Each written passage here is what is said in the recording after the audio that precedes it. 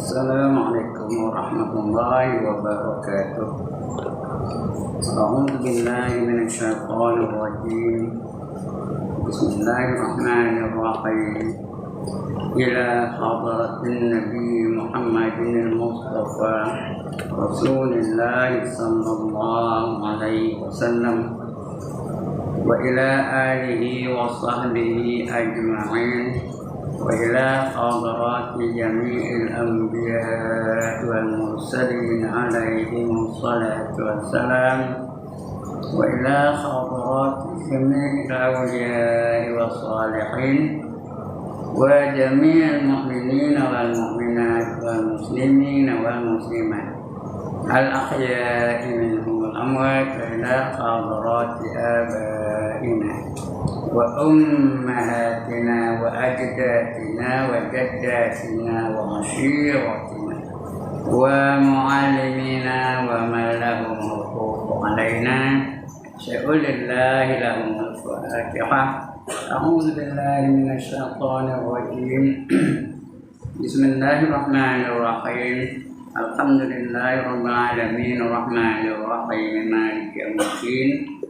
إياك نعبد وإياك نستعين اهدنا الصراط المستقيم صراط الذين أنعمت عليهم غير المغضوب عليهم ولا الضالين.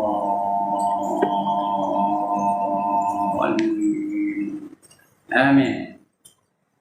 الحمد لله الذي هدانا لهذا وما كنا لنهتدي لولا أن هدانا الله والصلاة والسلام على أشرف الأنبياء والمرسلين وعلى آله وصحبه أجمعين.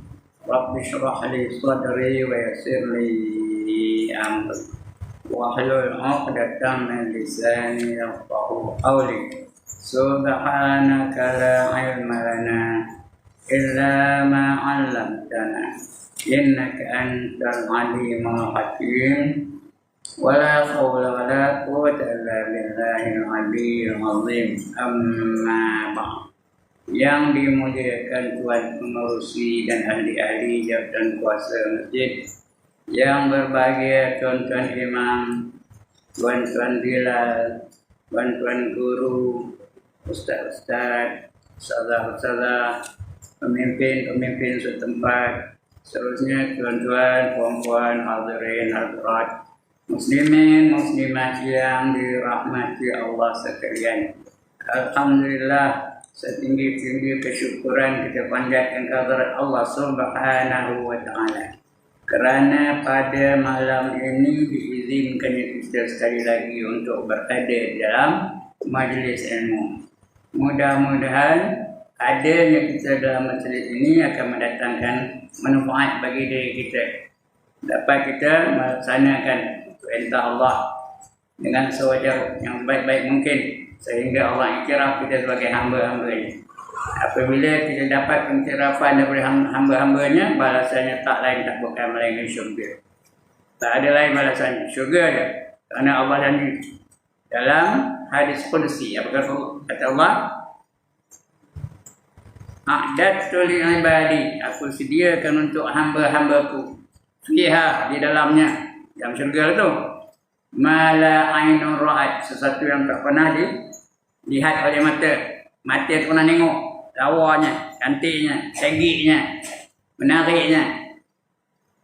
Wala udhunun sami'at, dan satu yang tak pernah didengar oleh telinga. Telinga tak pernah dengar, sedapnya, merdunya, lazatnya.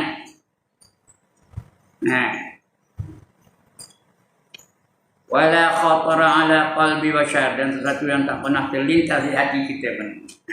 Terlintas pun tak tahu. Nak bayang pun tak kerti.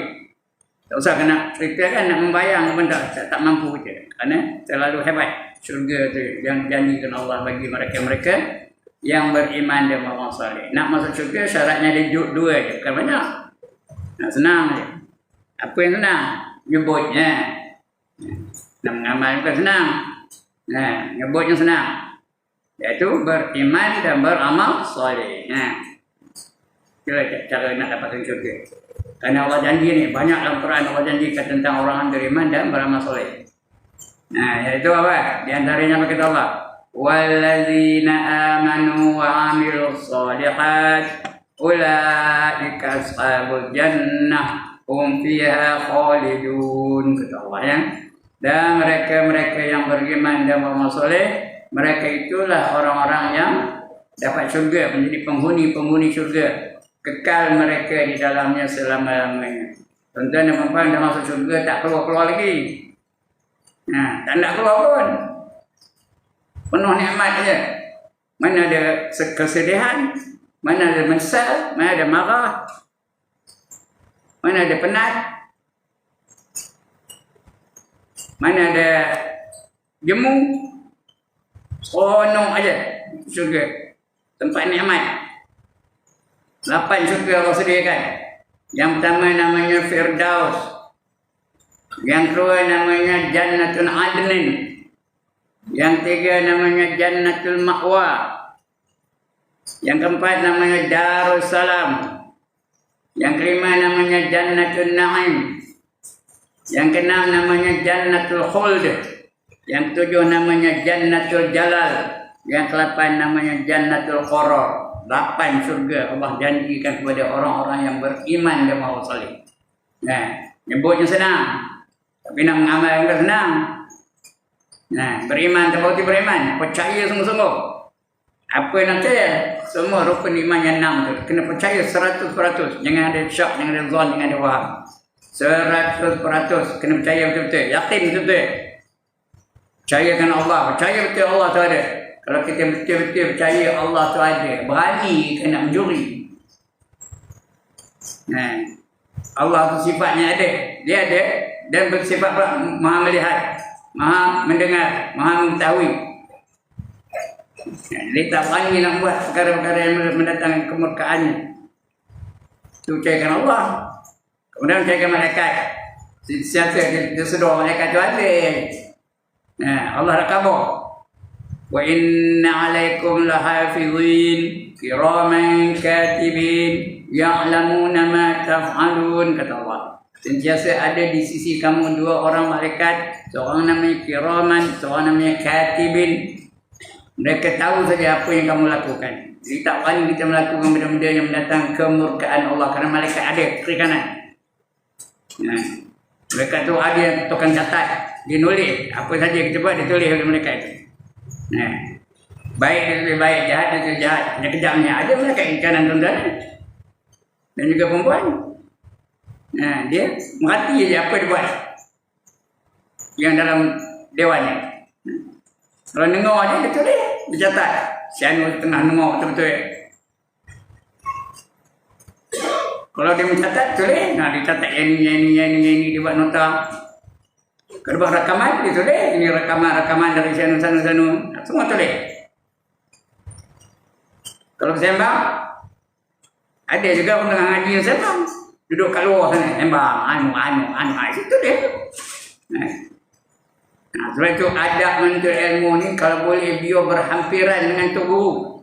Jangan duduk celah-celah tiang, balik-balik tiang. Luar-luar dewan.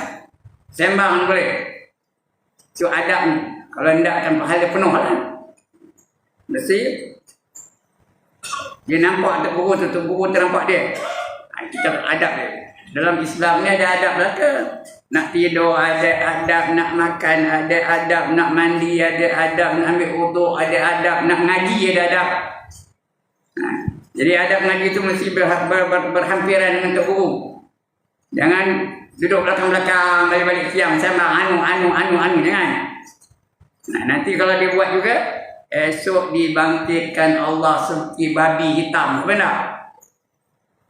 Ustaz yang ngajar, dia ngajar di belakang. Esok Allah bangkitkan dia seperti babi hitam. Tidak, kita tak nak. One more time. Tidak, kita tak nak. Kalau tak nak, rapat dengan tegur. Berada dalam dewan kuliah ni. Dengar betul-betul. Buat nota dan sebagainya. Paling kurangnya dengar aja. Paling komannya. Paling kudi, paling curut. Kerana Rasul khabar jualan. Jadilah kamu seorang yang mengajar. Kun aliman. Au muta'alliman. Atau belajar. Tak nak ngajar, belajar. Au mustami'an. Atau mendengar. Kalau cakap pilih nak dengar je. Wala takun rabi'an, jangan kamu jadi orang yang keempat. Baik, untuk malam ini kita sambung lagi pembacaan kita. Tajuknya ialah memelihara lidah. Allah dah bagi kita anggota yang 7. Semua kena pelihara anggota itu daripada melakukan seorang dosa. Ya, anggota yang 7 Allah bagi apa? Yang pertama mata, yang kedua telinga, yang ketiga lidah, yang keempat tangan, yang kelima kaki, yang keenam perut, yang ketujuh kemaluan. Ketujuh anggota itu hendaklah kita pelihara daripada dosa. Ya, pelihara dia, jangan melakukan dosa. Kerana 7 anggota lah dia yang boleh buat dosa. Yang lain tak ada, kening tak ada buat dosa. Yang berdosa mata. Lutut tak ada berdosa. Yang berdosa tangan ngeluarkan lutut. Pusat tak ada berdosa. Yang berdosa tangan ngeluarkan pusat. Jadi yang boleh berdosa itu 7 anggota tadi. Ingat tak tuan-tuan? Yang pertama mata. Boleh buat dosa. Pelihara mata daripada dosa. Inilah kita bicara dulu lah. Dah habis kita baca lah. Yang kedua telinga. Jangan bagi berdosa telinga tu. Itu pun dah kita bicara dulu. Dah habis lah tu. Jangan dengar benda-benda yang Allah murkai. Yang ketiga lidah. Sedang bicara sekarang ni. Tengah membicarakan macam mana nak memelihara lidah daripada melakukan dosa. Jadi sekarang tengah baca ini. Yang keempat tangan. Mana tangan dia? Jangan bagi dia berdosa. Yang kelima kaki. Mana kaki? Jangan pergi ke tempat-tempat yang berdosa. Yang keenam perut. Yang masuk dalam perut tu biar benda yang halal saja. Dan yang baik. Jangan masuk dalam perut tu benda yang haram. Jangan masuk dalam perut tu benda yang syubhat. Itu akan kita bicarakan insya-Allah. Kalau panjang umur lah. Yang ketujuh kemaluan. Gunakan kemaluan untuk menambahkan zuriat dan sebagainya. Biar kita dapat pahala dari ketujuh anggota tu. Apa saja kita buat, gunakan 7 anggota tu, biar dia jadi sumber pahala untuk kita. Dari mata dapat pahala, dari telinga dapat pahala, dari lidah dapat pahala, dari tangan dapat pahala, dari kaki dapat pahala, dari perut dapat pahala, dari kemaluan juga dapat pahala. Baik, untuk malam ni, siapa yang kita rumi, buka muka surat 153. Kita masih lagi memelihara lidah. Macam mana nak memelihara lidah?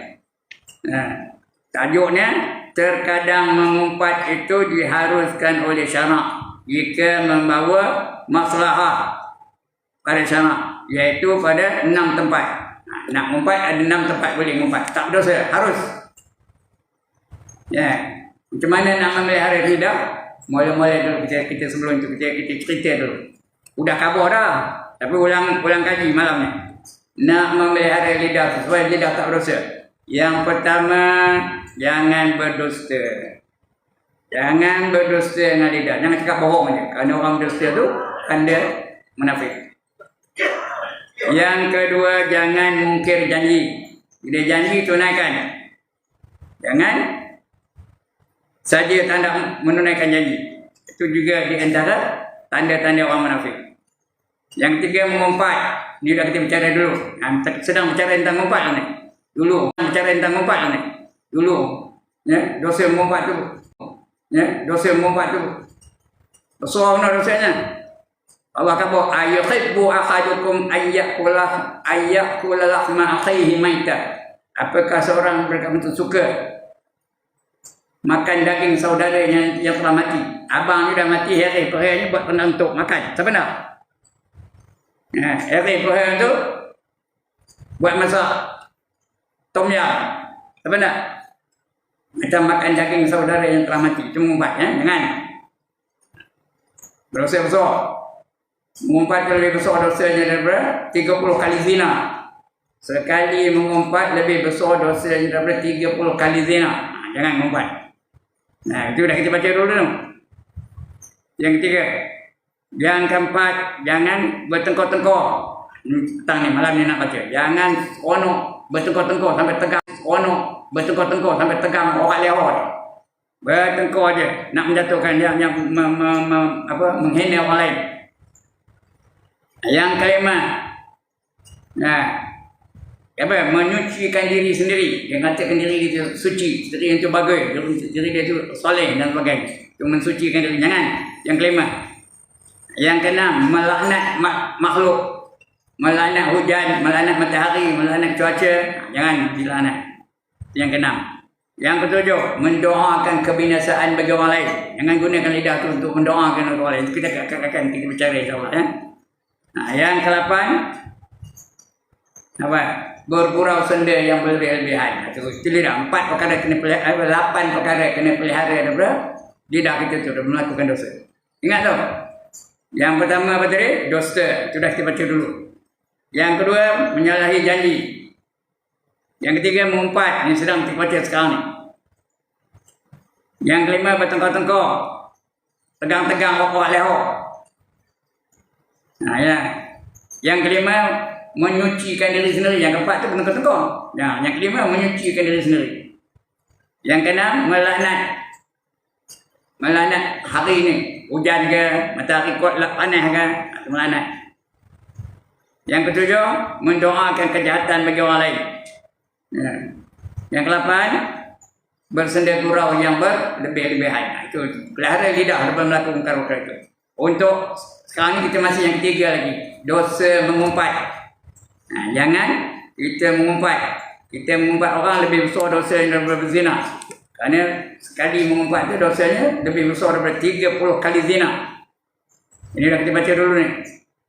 Nah, tapi kalau nak mengumpat juga ada 6 tempat boleh mengumpat ya.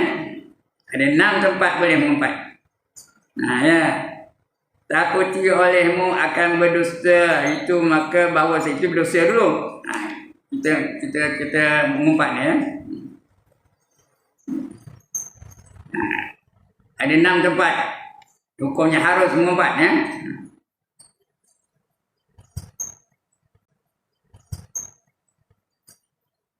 Berdosa dah mana dia mengumpat nanti ni.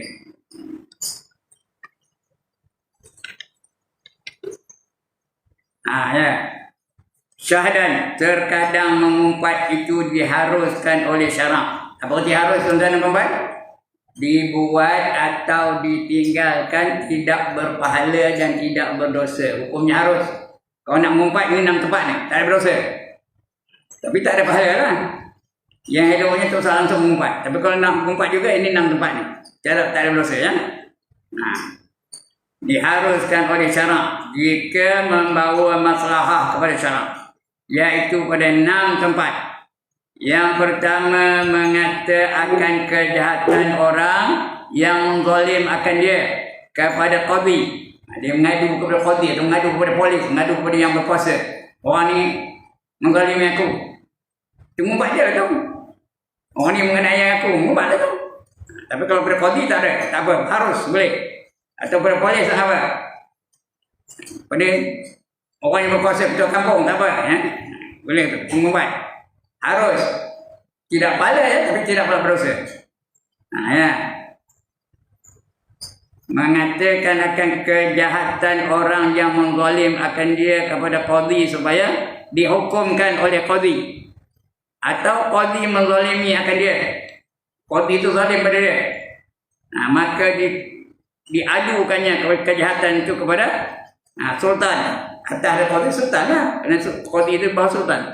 Ngadu kepada sultan supaya qadi itu dihukum.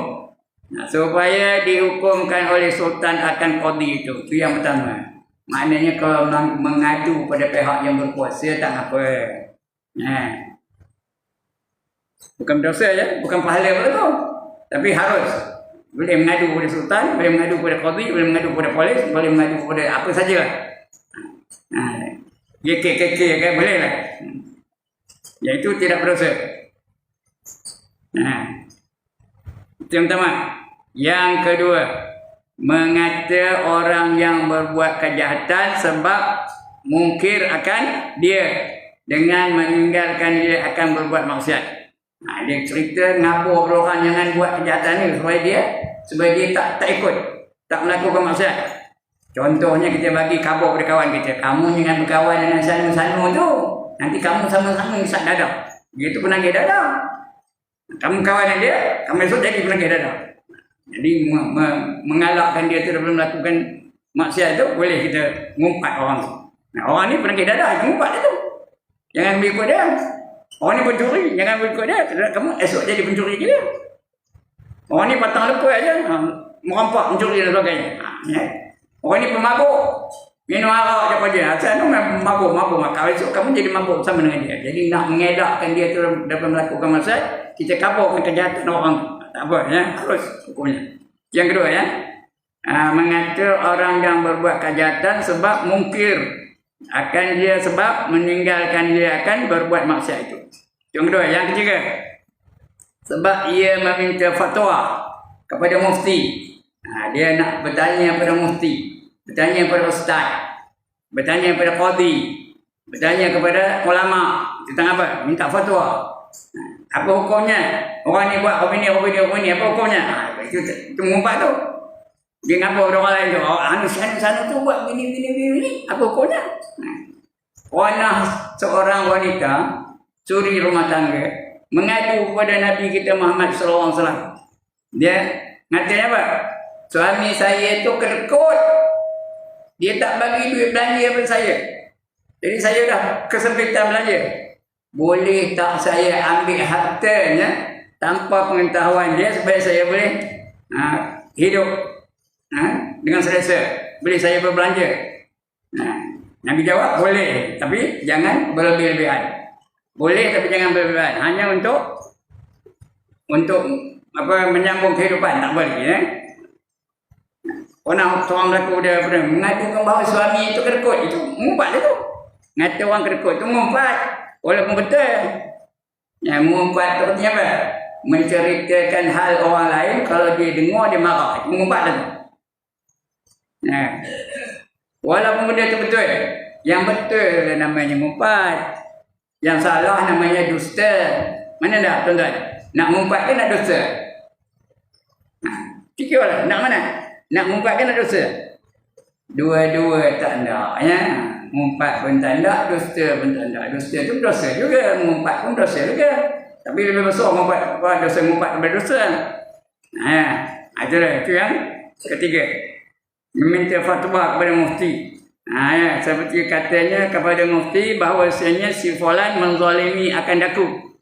Apa hukumnya dan apa jalannya yang melepaskan daripada zalimnya itu? Macam aku nak lepas kezaliman dia itu? Itu tak apa. Kalau ada fatwa daripada mufti atau qadi atau ustaz atau ustazah atau mana-mana lah, ulama dan sebagainya. Itu yang ketiga. 6 ya. Yang keempat, sebab ia menakut akan orang yang hendak bersahabat dengan orang fasik dan orang yang zalim. Maka dia katanya, jangan engkau bersahabat dengan si fulan kerana ia fasik atau kerana ia zalim atau perbuatannya itu sangat jahat. Dia ngapa peluang kamu dengan kawan dia kerana dia itu zalim. Dia itu fasik, kau diam curi je. Dia tu fasik, wajahnya merampak aja. Dia tu jahat, wajahnya minum arak aja. Supaya orang tu tidak berkawan dengan dia.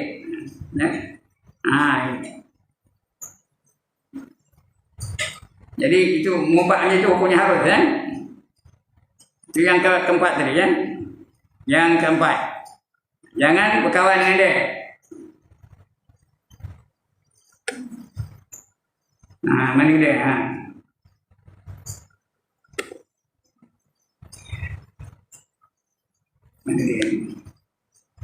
Alright, ini ada contoh lagi. Ada orang nak minang anak dara, nak kahwin dengan anak dara jiran kita tu. Kita kenal anak dara tu. Dia tanya pada kita, teman cadang nak minang Oceanu tu, apa pendapat mereka? Dia tahu anak dara tu memang tak semayang. Dia tahu anak dara tu memang suka menengking maknya, suka menengking ayahnya. Dia tahu anak dara itu tak pernah menutup aurat, selalu keluar pakai t-shirt.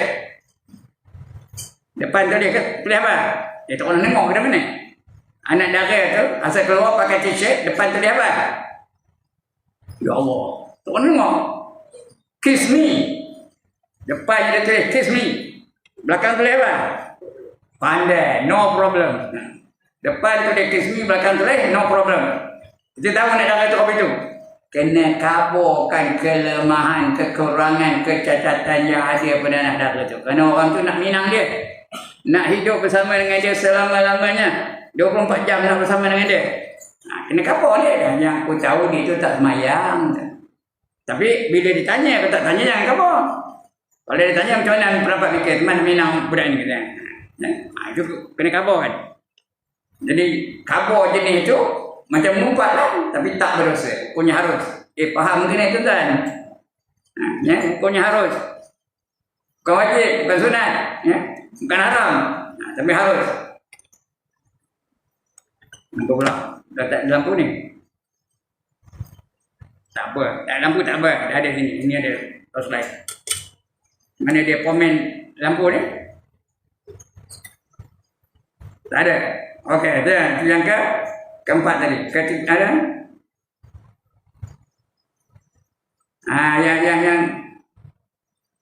Yang keempat tadi ya. Bersahabat dengan si fulan itu kerana ia fasik atau kerana ia zalim atau perbuatannya itu sangat jahat. Jadi mumpaknya itu harus hukumnya. Yang kelima, hendak memberitahu akan nama orang yang tiada diketahui melainkan dengan disebut akan aibnya. Seperti dikatakan si fulan itu buta atau capik atau tempang atau dungu atau barang sebagainya. Dia nak nanya orang. Dia nanya rumah orang. Orang tu tak kenal. Dia pun tanya lah, mana rumah Haji Ibrahim? Dia mana? Haji Ibrahim mana? Allah Haji Ibrahim yang ngajar dia ke Masjid Lamai ke mengajar tu. Dia ngajar kita bulan ada ngajar tu. Kau nampak ini lagi terang. Tak apalah. Yang ni tadi okey. Yang ni kurang sikit. Yang satu ni okey. Jangan main yang tu. Boleh pula. Okey, tak apa. Boleh. Contoh lain sekali, tengok lagi. Dengar lalu. Dia nak mencari rumah Haji Ibrahim. Haji Ibrahim mana? Allah yang pendek-pendek tu. Yang dari kampung tu. Tak kenal juga. Yang dulu pakai Mercedes tu. Tak kenal juga.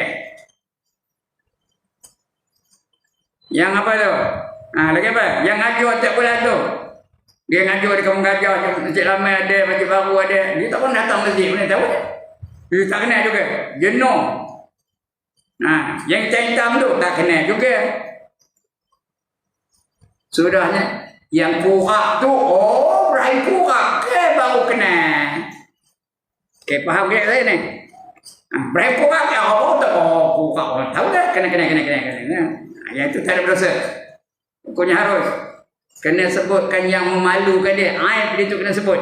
Baru dia kenal. Kalau dia muntut, Ibrahim muntut, tak tahu kenal. Kalau tak kenal, dia ada orang muntut.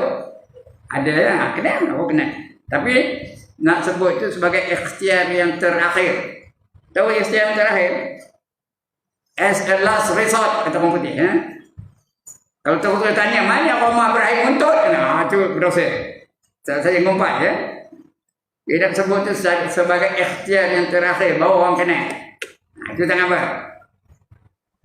Kerana sebutkan kefasikan dia. Buta ke, tempang ke, dan sebagainya. Baru dia kenal. Ya. Atau sebutkan berbuat seperti dikatanya si fulan itu buta atau capik, iaitu tempang atau dungu. Ibrahim bingung. Ada Ibrahim yang bingung, ada Ibrahim bingung. Dia tahu bingung tu. Dia tak betul tu. Ibrahim hilang. Tapi sampai terakhir, ya, itu tak berdosa ya. Tempang atau dungu atau barang sebagainya. Tapi keaiban itu hak kita sebut hanya ketika cara yang terakhir, last kali. Udah jenuh cari, tak kenal juga, cari, tak kenal juga, sebut, tak kenal juga, sebut, tak kenal juga, sebut, tak kenal. Akhirnya sebutkan benda yang memalukan dia. Dia aja dia orang itu. Dia aja yang tempang, dia aja yang buta, dia aja yang untut, dia aja yang purak dan sebagainya. Itu tentang apa? Tak berdosa, harusnya. Yang kelima. Yang keenam. Menyebut akan kejahatan orang yang masyhur dengan fasik. Orang tu masyhur dengan kefasikannya. Dia mengaku dalam soal khabar pernah berzina umpamanya. Dia mengaku dalam soal khabar pernah lewat orang. Dia mengaku dalam soal khabar pernah mencuri. Dia masyhur dengan kefasikannya. Yang itu boleh diumpat. Macam siapa? Botak Chin. Terkenal dengan kejahatannya, dengan kefasikannya. Itu tak apa. Umpat itu tak apa. Kerana dia terkenal, sebut je orang tahu. Dan sebagainya. Itu 6 perkara. Ingat ini tuan-tuan. 6 perkara harus mengumpat. Ulang sekarang. Yang pertama, menyatakan kejahatan orang yang menzalimi akan dia itu kepada qadhi, kepada yang berwajib. Tak apa. Yang kedua, mengatakan orang berbuat kejahatan itu supaya mungkir dia akan dia supaya meninggalkan dia akan berbuat maksiat itu. Mengelak orang lain supaya berkawan dengan orang jenis itu. Itu apa? Yang kedua, jangan kamu kawan dia itu penagih dadah. Esok kamu jadi penagih dadah macam dia. Yang kedua. Yang ketiga, minta fatwa kepada ustaz, kepada tu imam, kepada ulama, kepada qadhi, kepada polis dan sebagainya tentang kejahatan yang dilakukan oleh orang. Yang ketiga tadi, yang keempat, dia menakutkan orang yang hendak bersahabat dengan orang yang fasik supaya orang tu tak jadi tak terus berkawan dengan orang fasik tadi. Maka dikatakan jangan berkawan dengan dia, jangan bersahabat dengan dia. Kenapa? Karena dia itu fasik, dia itu zalim. Ataupun dia itu tak orang sayang. Atau orang nak minang anak dakai kita, anak dakai orang. Nak kabarkan kejahatan dia tu. Kalau dia orang tu tanya, kalau tak tanya berdosa tau. Kalau orang tu bertanya, kita kabar yang sebenarnya yang kita tahu tentang keadaan anak dakai yang nak minang itu. Yang kelima, nak bagi tahu nama orang tu baru orang tu kenal dengan menyebut keaiban yang ada padanya. Sebutkan, buntutkan, kuatkan, tempangkan, butakan, dungukan, tiga suku kan.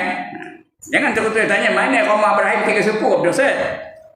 Tapi udah jenuh sebagai ikhtiar terakhir sebutkan keaiban dia. Itu baru tak berdosa. Dan yang keenam, kalau orang tu masyhur dengan kefasikannya, masyhur dengan kemaksiatannya, masyhur dengan kejahatannya, masyhur dengan kezalimannya. Makanya itu boleh kita umpat. Tak jadi salah kita mengumpat dia. Itu 6 tempat. Habis memelihara jangan mengumpat. Baru 3 ni. Yang pertama, memelihara lidah daripada berdusta. Yang kedua, memelihara lidah daripada mungkir janji.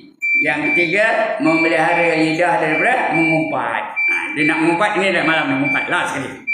Yang keempat, kena pelihara lidah tu daripada al-mira'u. Artinya bertengkar-tengkar. Cuba kita datang kita baca. Dah bunyi dah. Jangan suka nak bertengkar-tengkar. Tekan-tekan awal leher. Nak menyatakan kemenangan. Nak kemenangan, bukan nak kebenaran. Dia nak bertengkar, tekan nak menang je. Jangan ya. Banyak cerita ni kalau nak dibacakan pukul 9 habis sebelum menunggunya seorang. Jadi habis kita lihat itu dulu ya. Yang keempat, memelihara lidah. Masih lagi cerita memelihara lidah lagi. Baru habis mengumpat. Yang keempat ni ia memelihara lidah daripada bertengkar-tengkar. Banyak lagi keterangan-keterangan itu. Lepas itu baru yang kelima. Pukul 10 sekarang baru habis yang keempat ni. Mana dia yang kelima? Panjangnya. Yang kelima kata Imam Ghazali lah macam lagi kan. Yang kelima, yang keempat tu panjang no. Jadi kita berhenti sini dulu. Sebelum saya tutup, tuan-tuan dan puan-puan, ada siapa-siapa nak bangkang? Has anybody got any objection? Tak ada. Mana setuju belakang lah. Kalau setuju belakang, ada siapa-siapa nak tanya. Sama ada mengenai tajuk atau lain daripada tajuk. Ya. Ada siapa-siapa nak tanya? Has anybody got any problem? Yeah.